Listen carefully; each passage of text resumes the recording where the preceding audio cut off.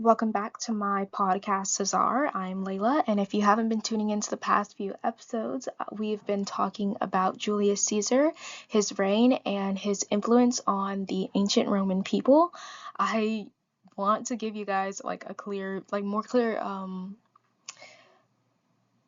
timelines, I guess, or like dates. But I'm gonna be honest, the BCs were really confusing. Like when it was saying like he was born in 100 BC, and then I guess he started his reign in like 44 BC, or like I guess started coming into power in like the 40 BCs, which is just like, man, that's crazy. He was probably really old.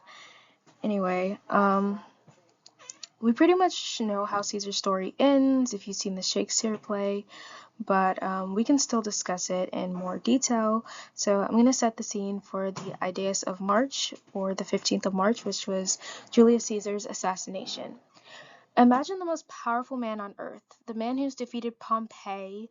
And if you haven't been watching, Pompey, it was kind of just like one of his enemies. Like they were allies through like a marriage, like an arranged marriage he set up between Julius Caesar's daughter Julia and Pompey. But Julia died, and then the other person in their like three-person allyship or alliance, that's a better way of saying it, their three-person alliance, he also died. So now Caesar doesn't have to pretend to like Pompey. So he defeated Pompey, conquered Gaul, and essentially became the dictator for life of Rome at this point. Self-anointed, okay? They didn't just tell him he was the dictator. He was really popular among some people. The government, the Senate, didn't like him, but he managed to convince them, which we will get into, so I'm not going to spoil it. Okay, so, in one afternoon, though, he's stabbed 23 times to death by his ex-allies on the Senate floor. This is all after just doing all these crazy feats. So, Julius Caesar's demise is basically the ultimate betrayal. And it wasn't just a few angry Roman conservatives against him. We're talking over 60 senators involved in this plot. The liberators, as they like to call themselves, led by Brutus and Cassius. Brutus was a close friend, and Cassius was a conspirator from the start against Julius Caesar. They both agreed Caesar was just turning Rome into a monarchy that gave him ultimate immunity against any wrongdoing. Remember, he like killed millions of people in the last episode, so maybe it's not so horrible that they're doing something about it. Maybe killing him is not the best way to go about it, but if you were a dictator like him and you had ultimate authority, someone just telling you to give it up probably wouldn't bode well with you. Um, but yeah, he was essentially becoming a king, and they just couldn't allow it to continue. What's insane is that Caesar knew something was up. His wife Calpurnia had horrible nightmares leading up to the event, and a soothsayers were ancient oracles, but yeah, the soothsayer told him to watch out for the Idaeus of March, or March 15th. But Caesar just shrugged it off, joked with the seer that the day came and he was still alive that morning, so, nothing was gonna happen. So he was basically saying, like, see, I'm still here, and confidently strolled right into the theater of Pompeii, where the Senate was meeting to his own demise. Before I go on, I'd like to say that some of the things people claim happened are kind of speculation because there aren't a lot of records or documents from that time, and a lot of things we believe are solid facts really came from the Shakespeare play Julius Caesar.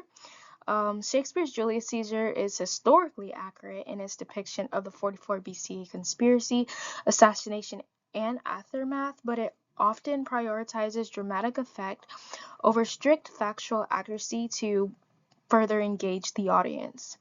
So there may not have been mystical omens present during Caesar's time, but the tension between him and his adversaries was undeniable. They wanted him gone. Continuing with the story. If he knew he was in the hot seat, why go to the political event unprotected? Well, initially, he didn't want to go, but, who actually got him there? A guy named Decimus, another close friend of Caesar's. Decimus was in the inner circle, but like everyone else at this point, felt slighted by Caesar. He convinced Caesar to go to the meeting when he was stalling at home.